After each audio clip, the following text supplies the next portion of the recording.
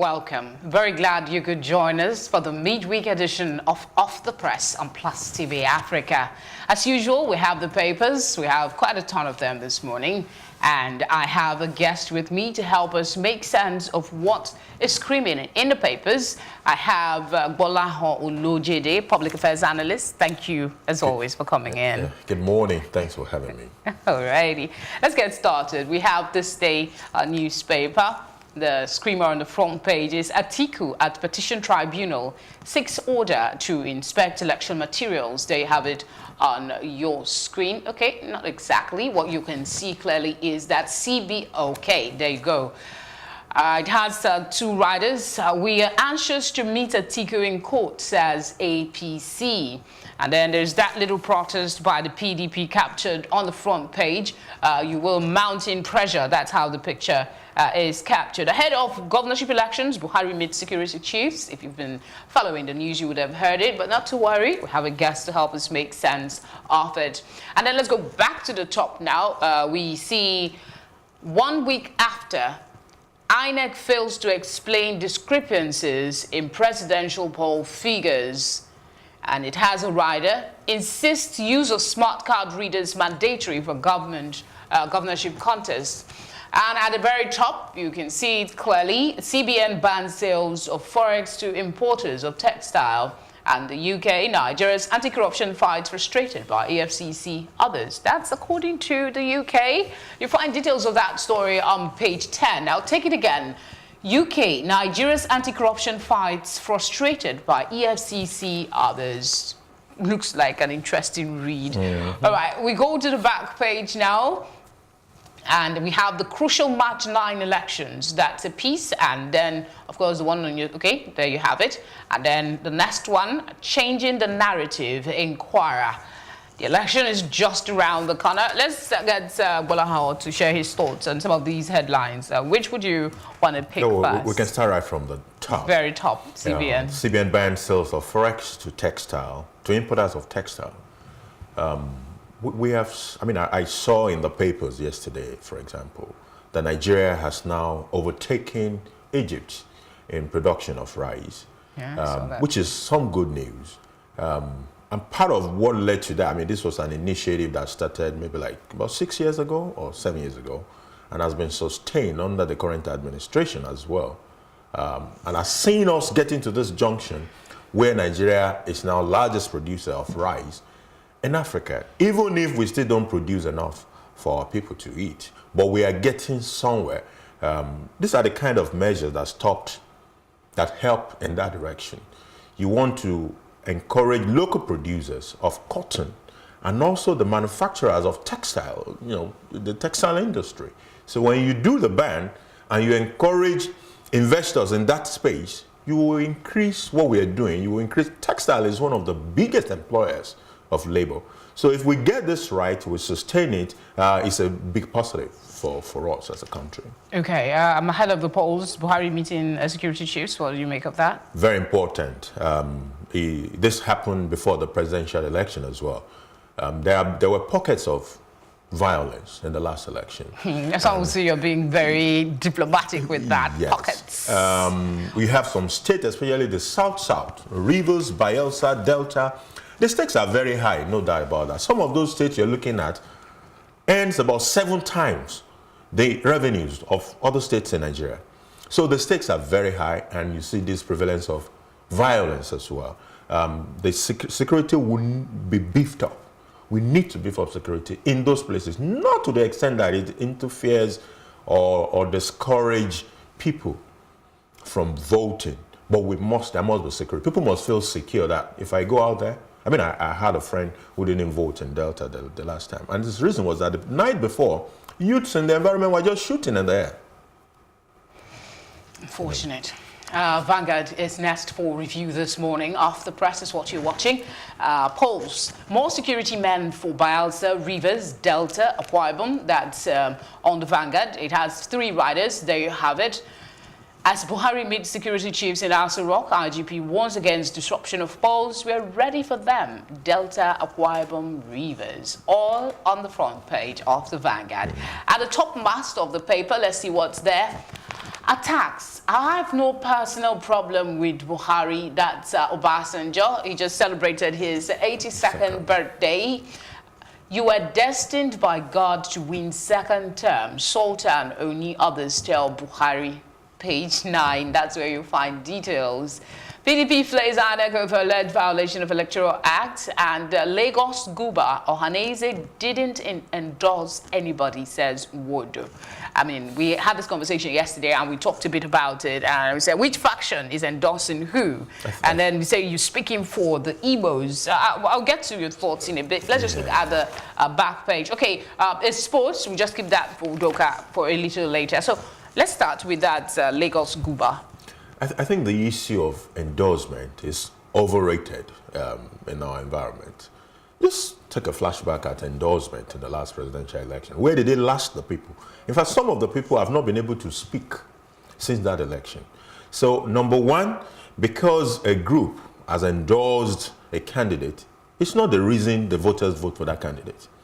Most voters, as we speak now, have their mind made up about who they are voting on Saturday. So it's not Ohaneze or Afenifere and all the rest that will dictate who they vote for. And if you look at what has been happening with this socio-cultural group, you always have more than one group within a group. There are factions. So one faction will go to the left, the other faction will go to the right. I saw it in the papers that Ohaneze endorsed a yeah, small group. And then the next day, another part of it said it didn't happen. So it's overrated. Let's leave endorsement. Nigerians will vote their conscience come Saturday.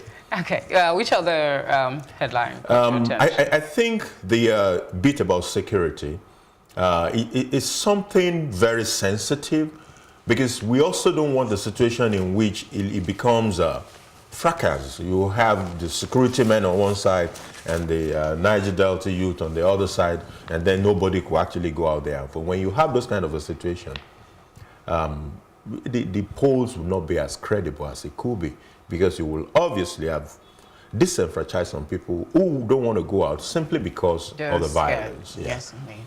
The Nation is next for review. The screamer here is slightly different. It has Buhari's re-election is God's will, says traditional rulers. It also has inside Obasanjo, why I won't stop attacking Buhari's government. They have some of them on your front page. Yes. We also have 3 riders, APC, PDP set for legal battle. We have that one already. Atiku PDP seek access to election materials. Will prove our candidate won, says APC. Seconders of this march to INEC to reverse verdict. No more forex for textile. We've taken that out already. And then at the very bottom, we have IPP for Abuja, Kaduna, Kano. You might want to go check what that one is all about. Go to the top master of the Nation newspaper, where you see poll IG bans use of unmarked vehicles. That's another issue about security. EFCC seizes Atiku's son-in-law's passport. First, he was detained, and now his passport has been confiscated. Let's see this one. Access Diamond merger approved. That's on page 12, a bit of business. Eagles target victory, says Collins. A bit of sports for you. We'll flip quickly to the back, where we have gloves off Buhari. What is it about? You go get a copy from your vendor for more details. There's something on also Lagos, the moment, the man. Open forum by Sunday Diary. What's he talking about? They have it on your screen. Of course, that little ripple's cartoon to just put a little smile on your face, hopefully, if what they're saying is cool. All right, Gbolahun. The story about APC, PDP set for legal battle is a nice one. I mean, there has been a lot said with regards to somebody persuading the other person not to go to court and all that stuff. And APC has now said, look, we're not stopping Atiku from going to court. At the same time, you now see PDP has taken a step further by seeking the leave of court to start to inspect INEC documents. And that is to show that they are moving ahead with the court issue. It is good for all of us that Atiku should go to court, because it strengthens the democratic process. There are a lot of things we don't know as we speak. But in the course of the court processes, things will be unearthed that we will get to know. And then for someone who is aggrieved, The only way to placate him is to let him see through the process and convince himself via a neutral arbiter that something went wrong, therefore I should be installed the president, or nothing went wrong, the other guy is the true winner of the election. So I think it's a process that needs to go further. The bit that I find worrisome was protest at INEC. No election mandate has ever been overturned in Nigeria by protest in INEC. And the vice president of PDP, the VP is very aware of, the vice president candidate of PDP is very aware of that because he has been a beneficiary of a mandate that he reclaimed via the court process. So he knows that the court process is the right place not to heat up the polity by going to protest at INEC. It doesn't work. It doesn't do anything. Well, sometimes, and not to hold brief for them, but sometimes, you know, you need to speak up about, like you said, things that, you know, hurt you. You want to say, okay, we don't want the military. I think one of their concerns was the use of military, and they're saying they don't want to see the military in the elections. Well, the way it is, in the Niger Delta, I think the military will still be there come Saturday. Because you need to look at it from this point. Look at Rivers. We had youth who engaged military.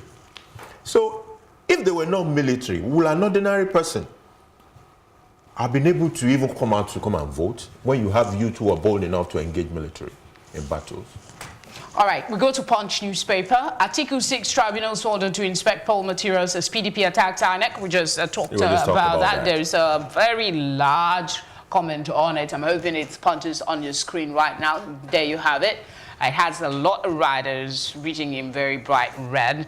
There is a picture of that protest we just talked about as well on the front page. There you have it. And then polling units nationwide to open by 8 a.m. on Saturday. INEC, we've heard that like a million times. And then pupils reunite with family 5 years after going missing. That's a bit of sharing news, I think.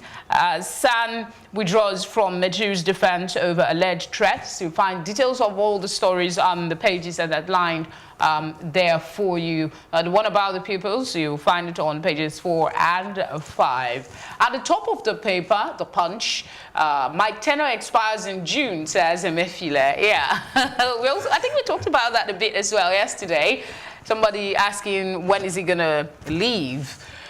Elections, Bayelsa Rivers Delta Wyvern to get more security personnel. There's nothing personal between Buhari and me, says Obasanjo. I hold Obasanjo in high esteem. Still on the birthday celebration. And on the back page of the paper, we have all politics is local. Yeah. That's this man's, Lekon's opinion. You might want to go read for yourself. And the menace of refuse in Oshodi was captured under expression piece. There you have it. We really need to work on our environment a little more. Gbolahun, let's look at this one about polling units opening nationwide. Are we to trust INEC this time? Well, we've heard this before, and it didn't turn out the way they said it. We're looking out to see if they can pull that. If they can pull that in, say, 75% of the places, don't forget that some of our terrain are actually very difficult. Yeah. For you to move from the local government headquarters to some part in Nigeria is tough. So the 100% will not be there. But if they can do much better than they did the last election, it will be a very nice idea. It will be a plus, I tell you. All right, which other one would you... there was something about Emefiele. Yes, my tenure expires in June. Exactly. I think people should just let him serve his tenure. Don't also forget that the president reserves the right to decide to extend the tenure or give him a second tenure. So these are all possibilities, but he was still performing his official duties as such yesterday. Obviously, he has not been asked to proceed on leave. Okay, I really would urge you to go grab a copy of The Punch so you can read this Metro story on this girl that went missing for 5 years. I'm definitely going to be reading it after now. We go to the Daily Sun newspaper. Of course, the focus is Saturday elections, March 9 elections, no card readers, no results. That's according to INEC insisting on that. Says manual accreditation for Guba State Assembly polls unacceptable. Let's hope that happens. And then, of course, the Atiku PDP situation is captured here. This time it's reaching Atiku. PDP files suit at tribunal, demand inspection of election materials. There you have it on your screen. And, of course, pictorial reportage. The celebration continues for the president. And then something about the Enugu state government you see there. I have no grudge against Obasanjo, against Buhari. That's at the very bottom. Presidential Support Committee gives APC ultimatum to recall Okorocha. That's the Imo State situation. We've already taken one of that. Oyo Guba, coalition of parties adopt Maka Inde's consensus candidate. Daily Sun, back page, Anambra, the renegades are gathering again. Over to you. Okay, the card readers. When you change the rules of a game, within that game, you are bound to end up in serious troubles. INEC has been emphatic about card readers as sacrosanct is the way to go in this election. Having done some elections now, the midway, some people are saying abandon card readers. It's a recipe for disaster. What I think we should be talking about is incidences of card reader failures.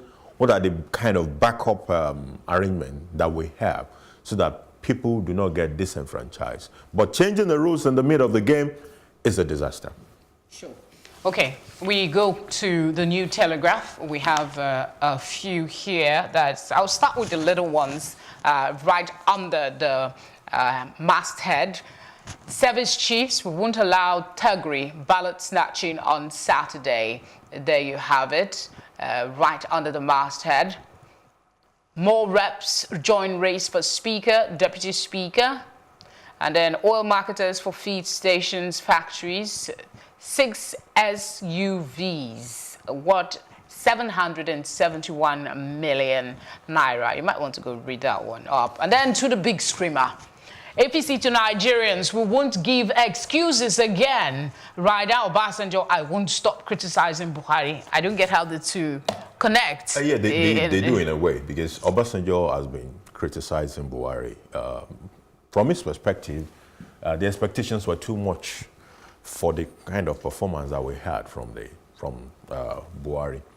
And on the flip side, you have anytime criticism were raised about performance, the administration tend to blame the previous administration. So you can see the nexus.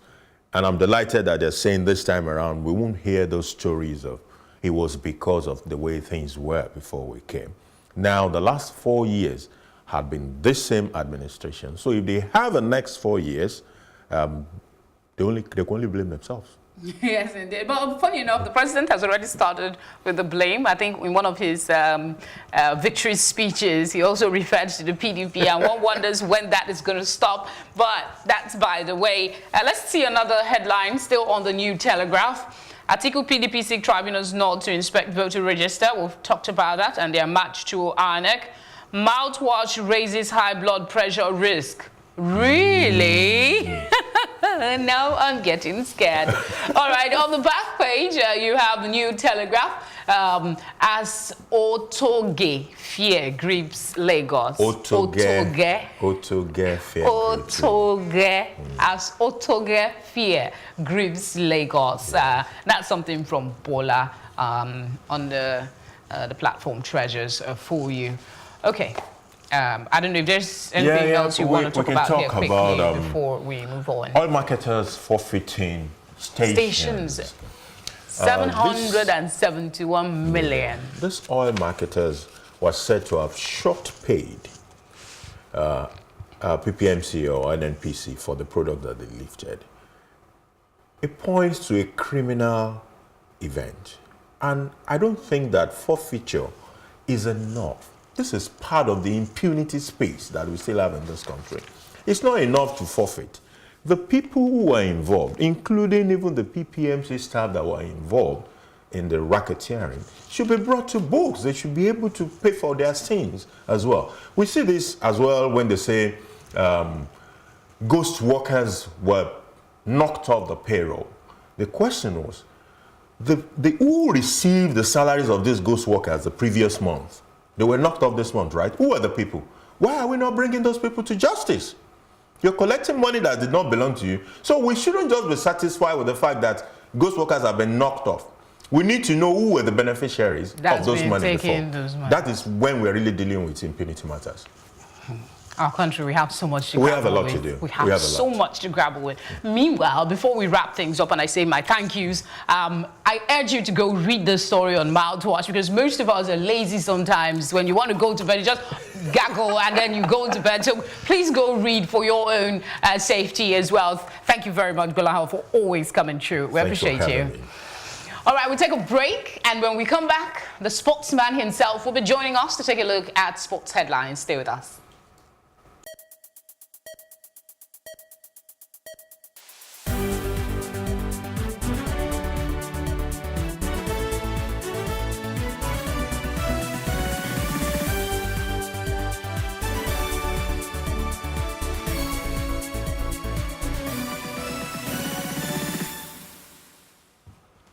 Thank you for choosing to stay with us. Let's look at the sports world, what's happening. I have Udoka and Joko joining us. Thank you very much. Thank you very much. Good morning. Good morning. Complete sports is what we have. We also have Sporting Sun. And if we have time, we'll take a look at the back page of the Vanguard newspaper. For the complete sports, that's what we're starting with. It has Real Madrid 1, Ajax 4, Madrid dumped out. That's the screamer on the front page.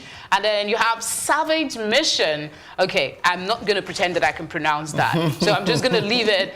He will do justice to it. And then we also have Raul and Mikel, still part of Eagles. And then you have Semi Ajayi makes EFL Team of the Week. There are more headline here. Something on Etebo is not for sale. Yeah. And then Eto faces paternity suit. Some other headlines. Which do you think is the screamer this morning? The screamer has to be the one for Real Madrid, losing 4-1 to Ajax at the Bernabeu, Madrid's home ground. And it has not happened in like 22 years for Ajax getting that kind of victory and qualifying for the next phase of the Champions League. It was a disastrous performance for Real Madrid, missing out on their captain, Sergio Ramos, who he intentionally got a second yellow card in the first leg of this encounter. And I'm sure you hoped that Real Madrid will be able to defeat Ajax to move to the next stage. But hey, they lost that game in a disastrous way, 4-1. They didn't put up a good performance at all. And for the salvage mission is between Paris Saint-Germain and Manchester United. That game will go down later today by 9 p.m. PSG have an advantage over Man United, and for Paris Saint-Germain, they have a boost for Cavani. He'll be returning from injury, so let's see if he can actually put up a good fight in that one. And for Solskjaer, the interim manager right there at United, it's a difficult task, but he has said that he will do all he can to get that vital win and move to the next phase of the competition. What do you make of this paternity suit for it? Yeah, well, it happens in the world of football. I've not really read so much about it, but I'm sure he had a lawsuit some months ago, and I'll try to read up on that one. But the one about Etebo, Oganekare Etebo for Stoke City, him not being for sale, he has put up a good one. He has been in the starting role for Stoke City, and the management right there, they're holding him. They wouldn't want to let him go when the summer transfer window opens up. So it's a good one, and more like a good news for Nigeria. Samuel Kalu's mother has been released by the kidnappers. That was a relief. And he has said that he can now concentrate on football. Looking forward to the game between Nigeria and Seychelles, and of course Egypt. Okay, I'm told we have just a minute, so I'm just going to let you pick. We're going to the Sporting Sun now. Which of them here is not quickly? Okay, well, we've dealt with almost everything here. Yeah, kidnappers release Samuel Kalu's mother. Then for the other game that happened yesterday, Borussia Dortmund versus Tottenham Hotspur, Kane got the vital goal to qualify Spurs for the next phase. And for Bale, after that loss to Real Madrid, he actually earns about 650,000 euros for salary, and he doesn't get so much playing time at Real Madrid. Injury-prone player, and we're looking at the summer transfer windows. If he will leave the club, the two clubs that might likely get him will be Man United and Chelsea. But would they be ready to pay that huge sum of money? I don't think so. All right. Thank you very much, Udoka, for coming in. We appreciate you. And that's how we're going to wrap things up. But not before we take a look at this quick Mr. and Mrs. Cartoon on the Vanguard newspaper. I'm sure by now you know I love it. And I hope you do too. Did I do a bad thing by promising you that I will give you 100,000 naira? Why are you on my tail all the time? That's the husband speaking, and then the wife responds, just reminding you. That's what we do. There you have it on your screen. We always remind you of all the money you owe us. All right, thank you very much for watching Off the Press this morning. We're back again tomorrow. Do stay with us. My name is Felicity Ezewuike.